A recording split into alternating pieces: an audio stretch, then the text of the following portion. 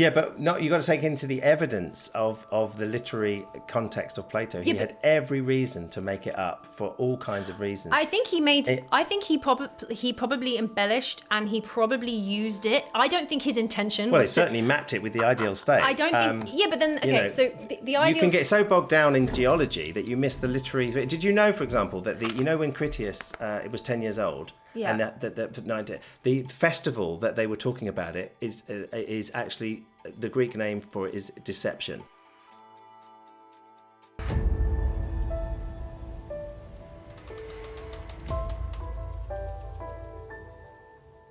Right now, you've got the Azores Plateau. This is the Atlantic Ocean. So you've got the Strait of Gibraltar, you've got Spain, you've got Africa, the opposite continent, and then in the middle, you've got, which is actually where that thing is, you've got the Azores Plateau, which is actually, lines up with the dimensions and sizes that were in the text. But this plateau here, many different expeditions have gone down, and they have all found corresponding evidence that the limestone that is down there, not just that, but the granite, it was formed subaerially, which means that it was at the bottom at some point was at the top in the last. Yeah, because it's the plate tectonic shift. I don't really know much about this apart from the fact that obviously Pangaea was together at one particular point, but that was millions of years ago. So that's not the case now. However, what they're saying is that so when the Pangaea pulled off, there was a chunk of continental crust that was actually stuck in the middle of the Azores. And there was, because they've gone down and they've done core samples from the rocks that are at the bottom. They've also found prehistoric sand, 12,000-year-old prehistoric sand, which means that the Azore Plateau from 12,000 years ago was a beach. It was up in the middle of obviously. Well, okay. 12,000 years ago, it was 400. The ocean floor was 400 foot or 400 meters lower, because the ice age hadn't melted. All of the America was basically just a big chunk of ice, and Europe. That hadn't melted yet. Something happened. The Younger Dryas Comet impact, we had 2 melt pulse waters. It actually rose everything. So anybody living anywhere at any time, in any civilization or house or anything, it would have risen. If you were living near the ocean or any kind of island, it would have gone up. On top of that, there has been 3,000 foot submersion of the Azores Plateau. It's gone up and down because it is on a really, really unique spot. And Plato Egyptians would have had no idea about this. Out from the Strait of Gibraltar, literally out from the Strait of Gibraltar west, you hit the 3 tectonic plates. You've got Europe, America, and Africa. It is so incredibly volatile there. It's so delicate that it's actually, they've got proof that it's gone up and down. So they've got stretch marks from the crust to prove that it's basically not breathing, but it's gone up and it's gone down. And they can test from the stone that it was up 12,000 years ago. Right, so you're saying that, but that doesn't necessarily have, just because that's even if you were to take that as a sort of a landmass. Remember, even in Aristotle, and there seemed to be this view that there were mud shells there anyway. Aristotle mentions it, but nothing to do with Atlantis. Okay. It could have been that Plato's gone, why isn't the sea navigable? Maybe there was an island there. You know what I mean? Okay, so I'll use that in my story. So here's what. So not only is it completely incredible that they found continental crust, which means it's not seabed, it's not seafloor, it's land. They found land mass in the middle of the Atlantic Ocean. Then you would have found, if you talk about, what's that famous place with 9,000 years ago, or 8, or is it 9? What's the famous one? The one you Göbekli Tepe. Yeah. 12,000-year-old. That's you would, if Atlantis was historical and real, you would find that in the place you're talking about. That kind of thing. No. And this is this is why. That, you would find. I'm going to have to go on to Athens. Okay, and I will hit that with Athens. Got to go on to Athens. Okay, but what I don't think you understand the devastation. So this is what happened to. So the melt, you've got the melt pulse water, you've got tsunamis coming in and across the Atlantic Ocean, you've got the Azores dropping thousands of feet, and as the sea is rising. So you've got what would have been the like islands going down, and you've got the sea going up at the same time, and you've got a tsunami pushing you over. So here in the Canary Islands, Tenerife, so they've done studies to show, and this is where the mud shoals come in. Here we have one of the islands that are around the Grand, and in fact all the islands in the Gran Canary Islands. That's like. So the islands are the peak of that. So this is the island, and this is a huge trillion-ton landslide that come from the northwest, as in the north of America. And so there's evidence to say that each of these islands have had massive. That's from a tsunami coming across and impacting the island. In ancient times, and parts of the island have literally and this debris from the island that has smashed off is strewn out across the bottom of the Atlantic Ocean for up to 60 miles. Because that's the powerful pullback of what that tsunami was. So it ripped some of the Canary Islands literally in half and strew the thing at the bottom across. And also what it did at the same time was this is what happened on West Africa. So this is where all the Canary Islands are. That the green is where the West Africa, and that's the sea. So the like red spotty stuff, that is the debris that's coming off the islands where they've been smashed and stuff. And then around that as well, you've got mud shoals. This has kind of made me think, if anyone's expecting to just sort of look underground and see like a perfectly sunken kind of collapsed building where they all live, that's not going to be the case. The amount of if you look at the Atlantic floor from a geological point of view, it has been the target of a huge multiple tsunami. And they can also say that this is not one thing that did it. It was multiple tsunamis, which line up with the Younger Dryas because it was periods of comets and tsunamis and whatnot. But how would you going to apply that now to this thing that became obvious to me? Because the tradition of Atlantis was almost like Atlanteans were good people and good guys, but they're the villains in the story. They were good, but they went bad, and Athens stayed good, but they were small. But Athens was also went, and Athens, as far as my research is so far, Athens goes back 3,000 and a bit years. And matter of fact, they say that about Egypt, of course, but you say that goes much Egypt would go much back. It could do. Whatever destroyed Athens, and by the way, in the story, he's actually saying something that actually is very impertinent. He's saying, and you can still see today these things, which shows you I'm telling you the truth about Athens, ancient Athens, 9,000 year Athens, which nobody that I know would ever believes is real.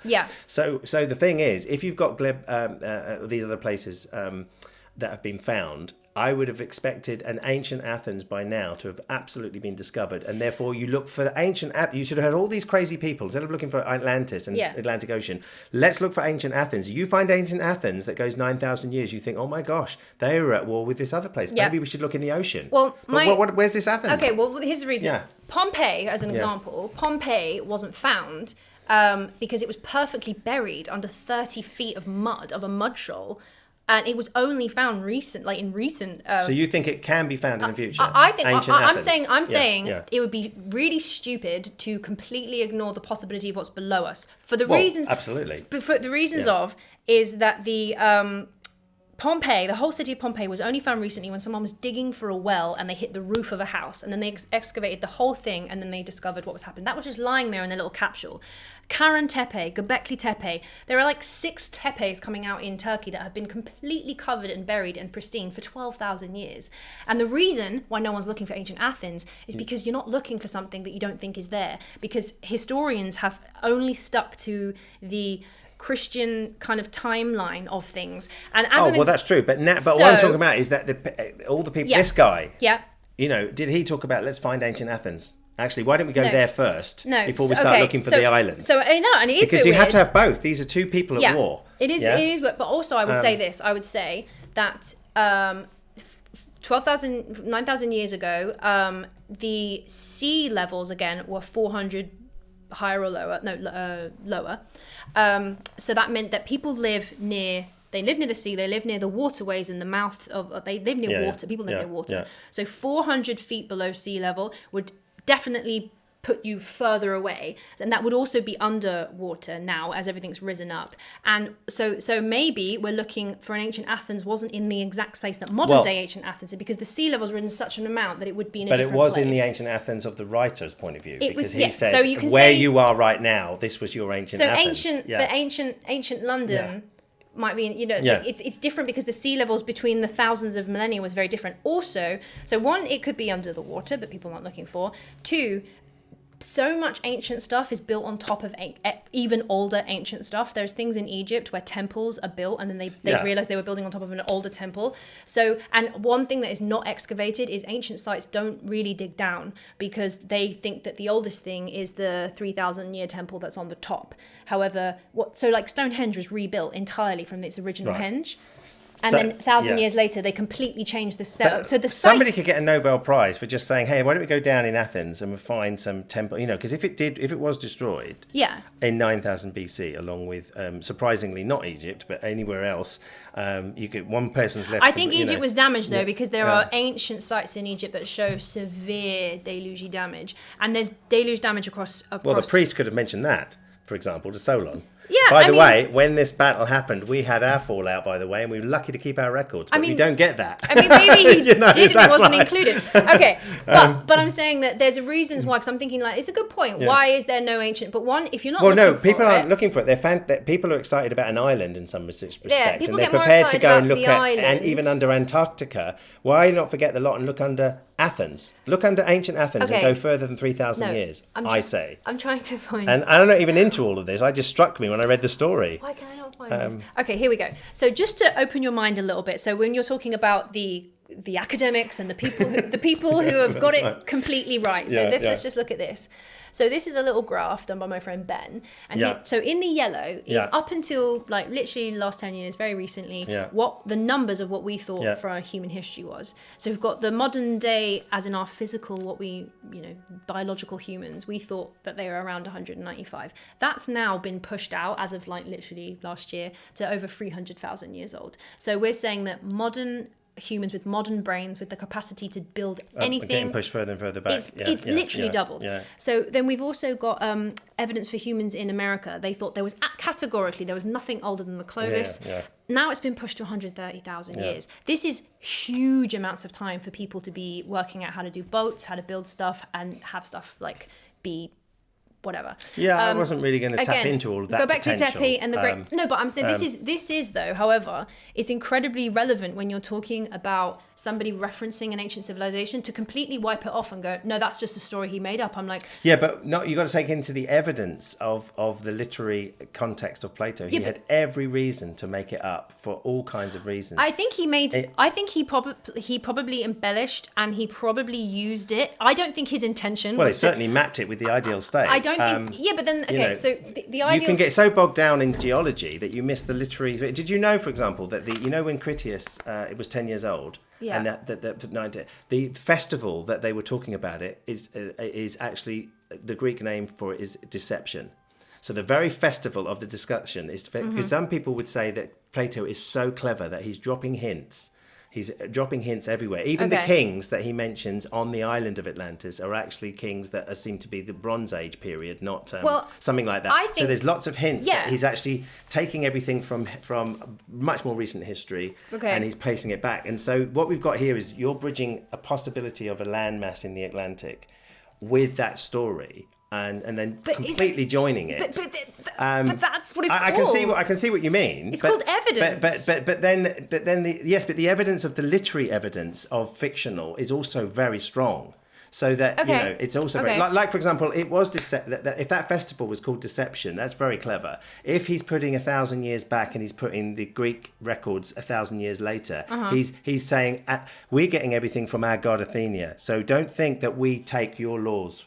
And put it into the Republic. We're getting it from the god. So all these literary reasons of why he would do that on the second day of this festival or something with the discussion. There's so many literary reasons that actually people that are looking for Atlantis, like in the ocean, aren't necessarily looking at the literary reasons. So to talk about to bring in that literary allegory, gods and things. Okay, so I always believe that something in the story of a god, there will be some physical human reality to that. Somebody somebody would have aspired the image or the story of Athena. Somebody like and that's how this again. It's a tool that people explain things by. Plato's story is the worst kind of situation that a historian wants. It's one source and one source only.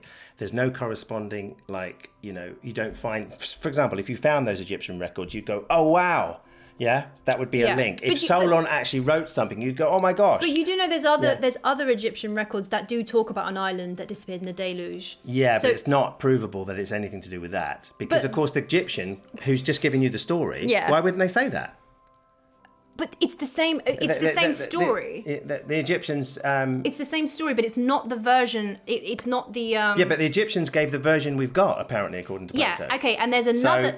What Solon should have gone is that he said, "Oh, by the way, we've got this ancient story. Do you Greeks have a version of this?" And he goes, "No, I'm telling you, it was a place called. Well, it didn't actually say Atlantis, did it? But there was this kingdom and an island. Well, the Atlantis is he even invented the name. The Atlantis isn't the Egyptian name for it. Atlantis is a Greek word that he's. That's right. So he's invented. It's from the Atlantic Ocean. Yeah. So he's invented it. Okay. But but what I'm trying to say is that the Egyptians, if they've got a story, the Egyptians gave us our story, and you're saying they've also got their own story, which is different. No, it's like what you say.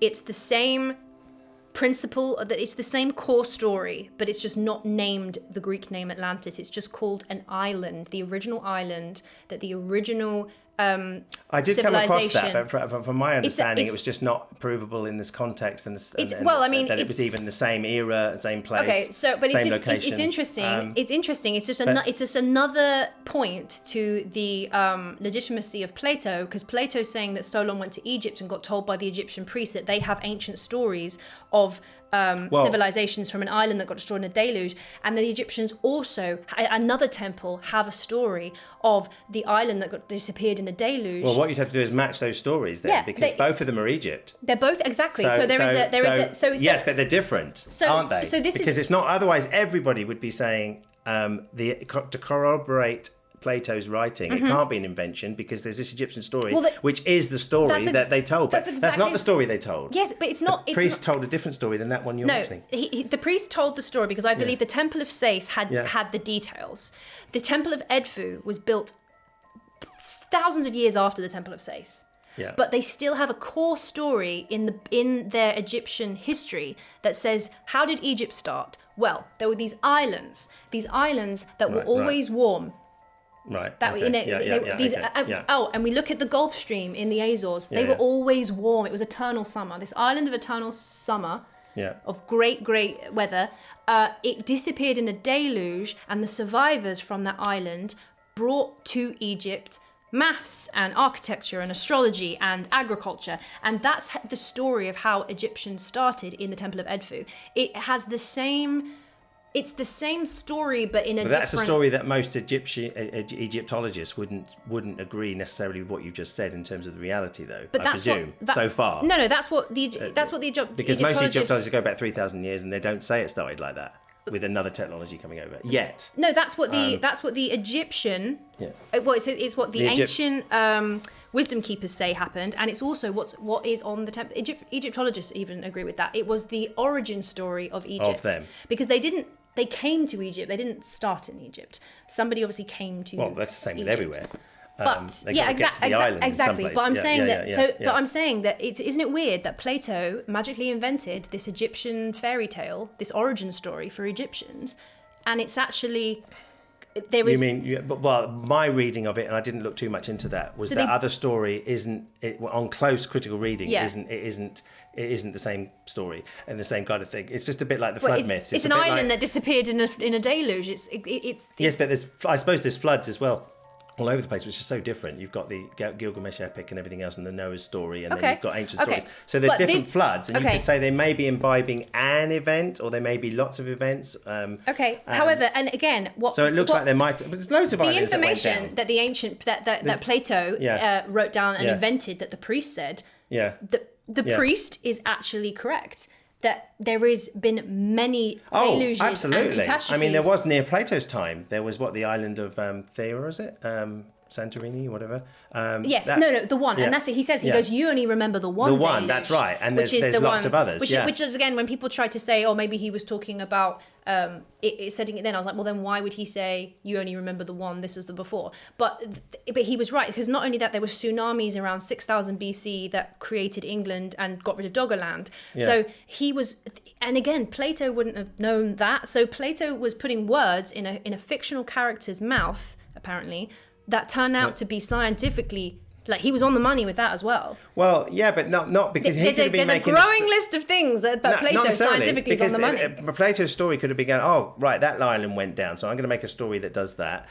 We've had that, this has gone down. I mean, these realities were smaller islands, and we're talking about a kingdom that's so massive in the story of Plato, but in terms of little places, they were falling left, right, and centre with tsunamis. Okay, but... So the idea isn't... Let me show you this, because it links in with the gods and why there are gods in the story, and why I don't mind there being gods in the story, because I don't see them as like literal parts to it. No, I don't think anybody does. So you've got the Azores plateau, and then around from you've got 3 sea mounts, which are 3 mountains that are now below the surface, but they've proven with science that they at once were not submerged, that they were at the top. Yeah. And so actually that's a bit of a weird picture. Let's not do that one. So this is the sea mounts today. If we were like sitting on the bottom of the floor of the ocean, you've got the Great Meteor, the Cruiser, and the third one is, well, it was called the Atlantis Sea Mount, and then they changed it to the Atlantic Sea Mount sometime in the 80s, I think.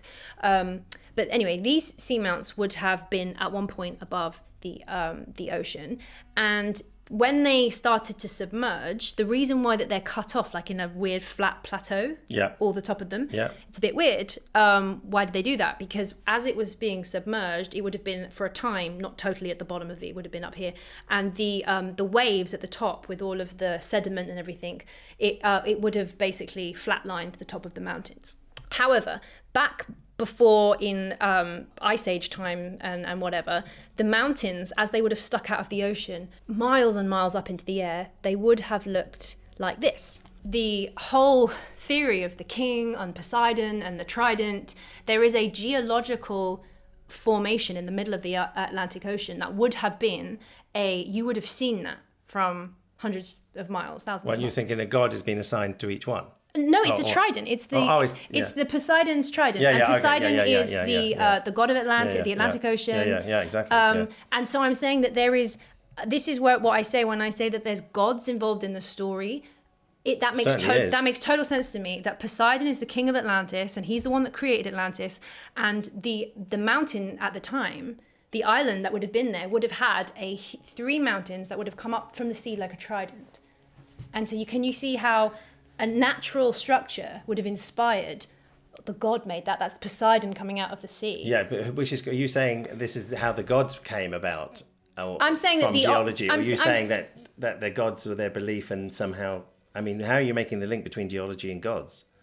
I'm saying that, can you see that that's how early humans would have found the island and automatically assumed gods? And because everything is in you, and you tell the story. It's like saying, but how weird is that the Atlantic king and the origin owner, the guy who made the island of Atlantis, was Poseidon, who had the trident, and that imagery has come down through the test of time. It's come through the Greeks. It's come through.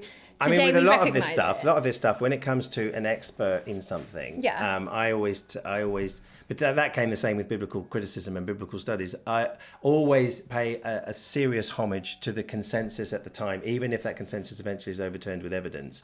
You start with, okay, there must be a reason for the consensus. Let's look at it.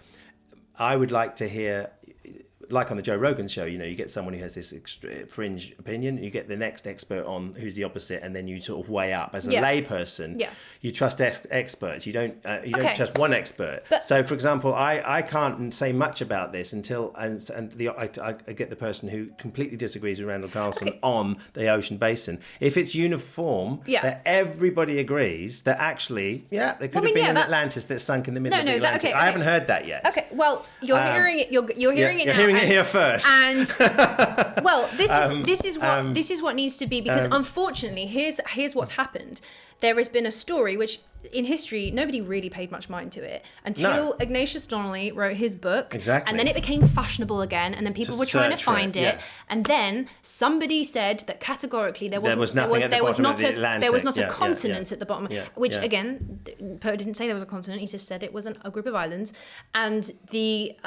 And then, so people started to look for it elsewhere because they so wanted it to be true that they thought, okay, well, maybe that if we change all the details... And they've gone everywhere. They've gone everywhere. Yeah, but wouldn't that support a literary invention view? But the reason I can't find it anywhere is because it isn't anywhere. Didn't finish my point. So can you see how, from a culture point of view, people have started looking for it elsewhere, which actually, it detracts from the integrity of the original story because people go, oh, it could be anywhere.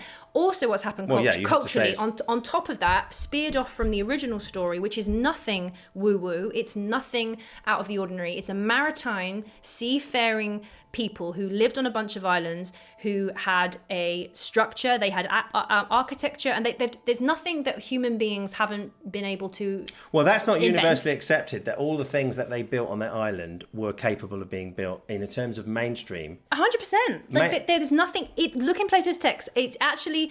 when people think of Atlantis... fantastical things there that they built. Like what? I mean, the depths of how they dug the trenches that stayed here this way and that way and everything else. For 9,000 BC, generally speaking, for mainstream, I understand, they weren't that capable then. Now, I know that there's the whole movement of ancient civilizations that says you're capable of doing this 80,000 years ago. Of course. 9,000, But I'm saying that there's nothing in there that's magic. There's nothing in there that's machine. There's But what happens is people switch off. And when you say the word Atlantis, they switch off because they associate it with the cultural sci-fi movies, flying cars, crystals. Yeah. No, it is the ancient warfare of the time. Like the island apparently is packed with horses and chariots, which is a bit weird if they're always going abroad. But that means you've got to have ships that take the chariots and the horses. Well, yeah, of course, there's ships. There's evidence of a trade system between Egypt and Australia. Yeah, but where's evidence of these ancient ships from 9,000 years ago? Oh, but they wouldn't be there. They would have wood. Well, anything then. You know, the Titanic is going to be gone in 100 years. Right. Okay. Yeah, but then you've still got the ancient civilization culture or movement is looking for something that's left. And there is, that's what I'm saying. Watch my other videos. Where is any evidence? Everywhere. Yeah. Everywhere. No, not of ancient civilization, of Atlantis. And Athens. Sorry, and Athens. But two places. The ancient civilization evidence is everywhere. It is everywhere. But nowhere in Atlantis, you said, it's all gone because of that particular. It wouldn't be because did you see the island, the way that the Canary Islands and West Africa got battered? So you couldn't. So in your case, you've eliminated the evidence. I don't think I would want there to be something. I would want there to be something. However, looking at the state of the oceanic floor right now, I can see that this tsunami would have. It cracked islands in half. It submerged a whole plateau. But if you read the story, there's so many things that they write about that could be found. I know it's a mountainous area as well, and there's infinite people there. Also, recently they have found, because the LiDAR scanning is getting better, and around the Azores, they have found shapes down there, which now they're trying to get more funding to look at. Because there was a guy with his, he's got a submersible, and he found... That's what you're looking for. You're looking for corresponding evidence. The only evidence so far that I can see is... Geological. At the moment, geological, that I don't think... you're saying that are you saying it's mainstream now that there could have been a landmass that's down there? That's accepted, but they're not equating it with an Atlantis? Yes. Or are you saying that actually fringe people are saying it's down there? So the science, so this is mainstream science, is saying... That original thing about nothing being down there. It's saying that there's a continental crust left over from the Pangaea that is that was... not submersed, it was subaerial in the time frame up to the last 12,000 years. They're saying that it was at the top. Yeah. And it's gone through periods of submergence and gone down. So they're not saying that's Atlantis. They're just saying that there were islands in the middle of the Atlantic. If that's the case, I would expect there to be then a movement of mainstream scientists to then re-question the myth. Well, but then that is definitely not happening right now. Yeah, but do you know why? Because culturally what's happened, and because all of the hysteria and the woo-woo of Atlantis has freaked everyone out. Anybody trying to put their professional... You've seen what happens.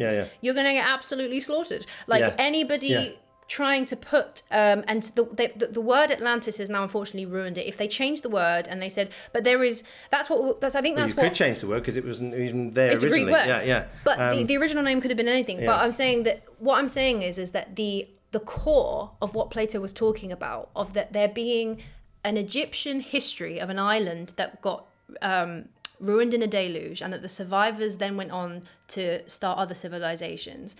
That has been documented apparently twice. One that we can verify is here today, and one that we can't verify anymore. Yeah. But that is an Egyptian tradition. He was right on that. And I think that there being this history of there being older civilizations, maritime humans that were able to navigate stuff, the fact that the area that he said that there was islands, there could have been islands. Right, I see what you're saying. But if you think about how big the story tells you of how many thousands and thousands of people there, I mean, because remember, there was 20,000 soldiers in of the warrior class in Athens, and they were painted. They actually sort of beat them because that's the point of the story, isn't it? Yeah. That they were the ideal state who reacted rightly. And then everybody died anyway. Atlantis was massive in comparison. Now, just say how many, it does say explicitly that there were survivors. It goes out of its way to say why the survivors didn't tell you what happened. It says they weren't really interested. They were trying to get on with their lives. They weren't really into writing. They just knew the names of the kings. You've read it. And it's, to me, that's Plato going out of the way to say, why didn't this story come down with hundreds of different people referencing different bits of it? Even over, if the island was getting quite close to get over to South America, why in South America there are people who are saying, there was this kingdom in the middle of the sea and they came, you would have got people somewhere other than Plato saying something so similar. Well, interesting. Okay. From many sources, because it means only Plato comes up with this. It's not even in Egyptian culture. Okay. Sorry, it's not even in Greek mythological culture. It's completely independent story. I've also found this. So this has only been found recently. So in the top of the Azores Mountains, right. This lady has gone up and she's found megalithic structures. Massive megalithic structures at the top of the Azores, which would have been the mountainous area. There is dolmen type stuff, which is predating. Is that somebody who's like into Atlantis? This is just a lady who's she's exploring the Azores. Okay, she's nothing to do with Atlantis. She's just saying there is cut stone. There is megalithic things. Ancient megalithic things that are in the Azores. No, I realise there's a whole lot of stuff going on in the world now in terms of this ancient. So.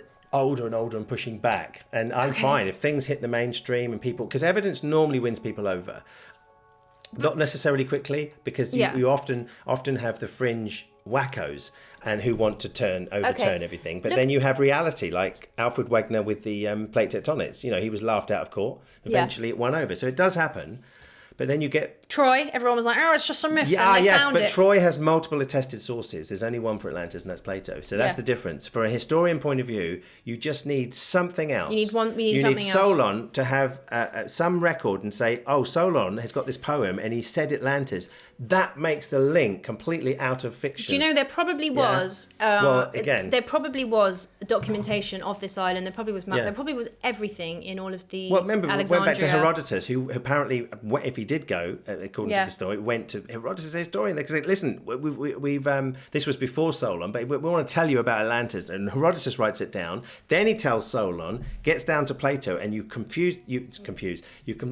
the two together, and you go, "Whoa, that's how history works." But with Atlantis, it doesn't work like that. It's Plato. So here is from the bottom of the ocean. This is the Atlantic Ridge. So you've got America here, and you've got the Strait of Gibraltar over there. And here are the sea mounts that would have come up like a trident out of the earth, out of the ocean. So they would have, to ancient people living around this area. Where's like the Canary Islands from here? Canary Islands would have been like literally just off Tenerife Tenerife would just be off here. Because some people go to Tenerife thinking that's like the last resident thing of Atlantis. The Canary Islands, the Azores Islands, all of those islands would have been part of the kingdoms. Oh, in the story, it does seem like that. Yeah. And so this Azores Plateau here, this whole area would have been at some point above and this is lying on the fault line. Yeah. So when the best way to explain it. The thing is, though, if you did get an expert, say another expert other than Randall on this, and you just put everything to him, because we're researchers, yes, as you can always do good research on. Like I've done my main research on the classicists arguments and then reading it itself and then reading and making an interesting This point. isn't Randall's. I mean, Randall's just the person who's collecting all of the research. So well, that's so fine. he's not the there person may be a like, handful of people. It's just that I'd like to get to say, okay, this is Britain's most expert thing on the Atlantic mid-ridge. I'd say, what do you think about this being possibly linked with an island that could have been an island with people on it in the kingdom? I'd like to ask those people that question point blank. So you've got everything he's saying is not his personal view. It is Randall purely comes from the science. So and again, these people aren't saying that they found Atlantis. Everyone's terrified of saying that they're not. You think that they're terrified it because of the links of Atlantis. No one because of that. I mean, even now, anybody would laugh at. Nobody professionally would put their name to it because of, unfortunately, the cultural. But somebody might say there was an island. Oh yeah, and it was big. Yes. Presumably. This is what Randall is saying. He's saying so. Maurice Eugene, he's the one that dredged the samples up in the 50s, I think. And they also found that there are boulders. So when you like the of Dover, coast of Dover, you've got these boulders that have fallen off. Interesting what people think. I know most people are probably going to be against me because this audience is presumably. We'll see. Atlantis people. Vote in the comments whether you vote the literary side or whether you vote the. I will look more into geology. You look more into literary. Yeah, there's literal and literary. Oh, it's 9:15. I finished all my alcoholic water. I'm so tired, my brain. But well done. I'm completely exhausted. Actually, you have a podcast. Oh, I do. Yeah, so what's your podcast called? I have a YouTube channel and a podcast. We'll link it below. He's got a YouTube, he's got a podcast. My YouTube channel is called Doubts Aloud. We've just completed our 50th episode, but it's actually on, in a sense, a skeptical view at religious things, particularly Christianity, but in a very, very diplomatic way and a nice way. We have guests on, very interesting subjects. It sort of maybe touches into some things Johanna does, but kind of a different world as well. And if any of you are familiar with Myth Vision, the podcast that I do is similar in overlapping to the sort of thing that Myth Vision does. And so that's that world. I have a YouTube channel, which I haven't done much about. There was 7 years ago. It's an old one, but if you wanted to check it out. You're an OG YouTuber. I started 7 years ago. I filmed it myself. I filmed it with green screen graphics, and I was talking, and it's called Christian Diversity, and it's literally me presenting just a little bit and just showing all the different sort of Christian views on both sides. It's good. It's both. You're giving a real neutral perspective, and you're saying this is what some people think, and this is what other people. And they're literally saying it, butting together. And I have a little comment as neutral as you can possibly get. And I threw it out. Do you remember you advertised it for me? In fact, when you were doing your sketches and things. My dad's got a YouTube channel. Yeah, you just threw it out there. But I didn't know anything about marketing or anything like that. I just did it out of passion 7 years ago now. Yeah. I'm bringing to the table my notes, which is my computer here. Actually, can we show them your notes over there? Show that, because I think that's so. I have notes. Dad, this is how old school Dad printed off all of these notes and then he binded it. And I didn't do that. Actually, do you know what I did? Yeah. I watched a seminar and I decided to write it in my left hand. Wow. Because I can do that. I can write with my left. So it's a bit rubbish. But that's because I was writing it with my One day people might be signed for that and say got the real deal. Okay. Yes, I've got interesting notes here, but actually these aren't my notes. That was for reading on the train. Those are my notes on the table. It's got a lot of notes.